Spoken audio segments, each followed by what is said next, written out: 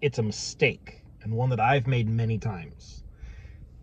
You have a system, and you have the rules and the goals and the overarching structure, and you have restrictions, because restrictions breed creativity. You define boundaries for the players that they have to work around. They have to figure out a way to achieve their goal without being able to do whatever they want. You can't just say like, oh, I call down a meteor storm and destroy the enemy and then I take the treasure, unless you have a specific ability that does that, which presumably would be very high level stuff.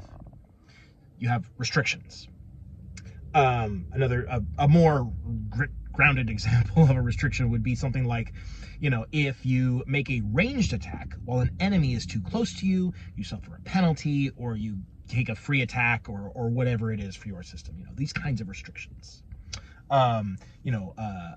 Cover provides a defensive bonus to enemies, so ranged attacks can't just hit anyone from anywhere. You gotta angle to find a position that you can shoot from to get a clear shot whilst trying to stay safe yourself. Maybe you want to be behind cover, but you want them to be exposed.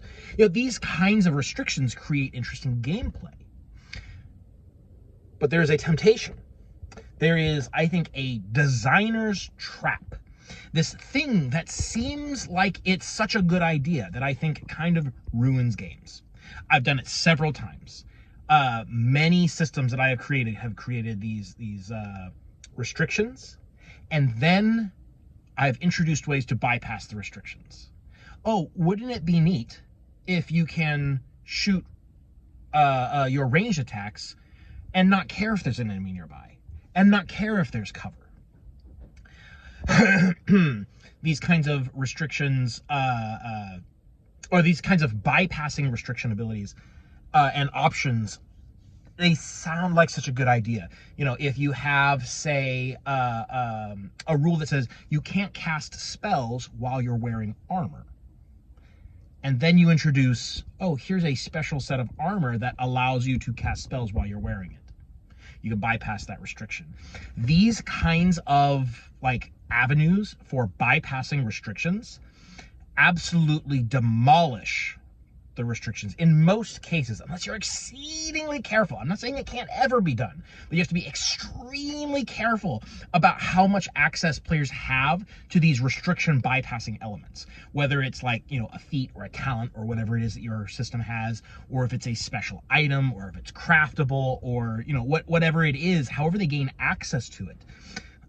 If a player can choose to bypass a restriction, they almost always will. A restriction that's relevant to their character and their playstyle. And if it's easy to do, then the restriction might as well not exist. Absolute case in point, you have the ranged restrictions in 5th edition. Ranged characters, they suffer disadvantage on their attack rolls. If there's an enemy nearby, they might have to deal with cover, unless you take the feats that everyone takes if you're doing a ranged attacker that allows you to ignore both of those penalties. Sharpshooter for ignoring cover, and crossbow expert for ignoring nearby enemies. At that point, you have total choice of who to attack, because you have whatever the range is on your ranged attack, and you don't care if there's an enemy up in your face. You can operate at full effectiveness. So your attacks are just strictly better than melee attacks. And now you have not only devalued melee, because melee's whole thing is that you are sacrificing your ability to choose whatever target you want, and you have to position yourself in order to, in an unsafe place, frankly, in order to make your attacks. But you aren't hindered by nearby enemies, and you're not going to be suffering from cover penalties. So you're more accurate, and you're a lot more accurate in bad situations where you might be hitting someone who would be behind cover if you were further away, or you're surrounded by enemies. You ignore those penalties. But if a ranged character can also ignore those penalties, then what is the point of melee? It not only devalues melee, but it also and I've talked about all of this in my range versus melee video as well, but I'm getting to a deeper design point in this case. But it also cuts down on the interesting decision making for range, because now they don't have to pick okay, where am I going to be safe and where can I get a clear shot? And they don't have to engage with the movement system in that way. Basically, all they're looking for is, can I pop out, take a shot, and pop back into total cover so I can't be attacked? If that's possible, I'm gonna do that. If it's not possible, it doesn't really matter where I stand. If you're on like an open flat plane, like I just stand there. It doesn't matter where I am. Like positioning doesn't matter. So you have really flattened the decision-making aspect of your game by removing these restrictions. And I think there's a broader lesson that can be learned here about, like, if you introduce restrictions, if you introduce like, oh, here is a thing you have to deal with, not to use the word negative, because I don't think it's necessarily negative, but it is a hindrance or an obstacle to achieving your goals. I would encourage you as a designer, don't give the player some easy way to bypass that restriction. Don't give them an easy way to bypass that obstacle, because in doing so, you are devaluing the existence of the obstacle in the first place. You want the players to engage with and interact with these systems that create interesting gameplay. Don't give them an option to not interact with those systems. And I think there's definitely a temptation there, like, oh, wouldn't it be cool if you could bypass this this obstacle, if you just didn't have to deal with it? And on the one hand, yeah, it sounds neat, but the effect that it has on gameplay is, I think, just far more negative than it is positive.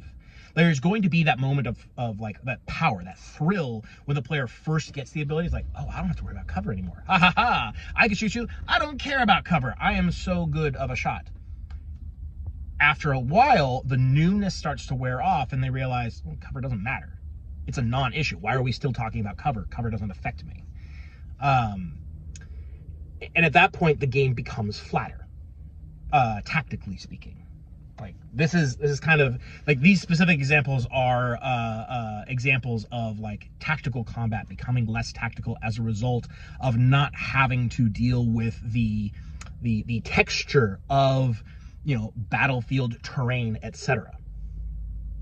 But also, it could be a balance issue with regards to like casting an armor. And then like, oh, you can't actually cast an armor because casting is too powerful, so it needs to have a drawback. So you can't wear armor while casting, except if you find the special armor that allows you to cast while wearing it, or if you have a special feature that allows you to wear armor while casting it. And those become high priority for the player, and if they're easy to acquire, you have, once again, kind of conquered yourself, as it were. So there's, removal of tactical texture. There's the potential balance issues that you are introducing.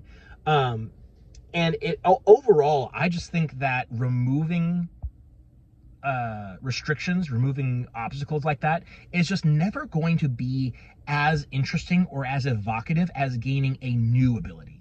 Like, let the obstacles stay. Gain a new ability that creates new possibilities for your character, new options, new actions for you to do, new ways to spend resources or new resources to spend, that kind of thing. I think that's always, like, universally going to be a better way to approach expanding a character's repertoire of abilities, to advance their options, rather than removing parts of the game that it's kind of intended for them to interact with.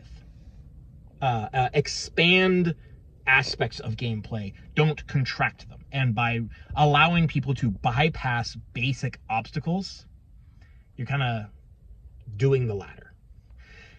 All of that said, let me give a caveat that you can, in fact, design a game that is built around, bypassing and no longer caring about old restrictions, if you are extremely careful about it, very deliberate about it. One way, like off the top of my head, to do it is that you are introducing new obstacles, new, more advanced obstacles that the player isn't able to bypass.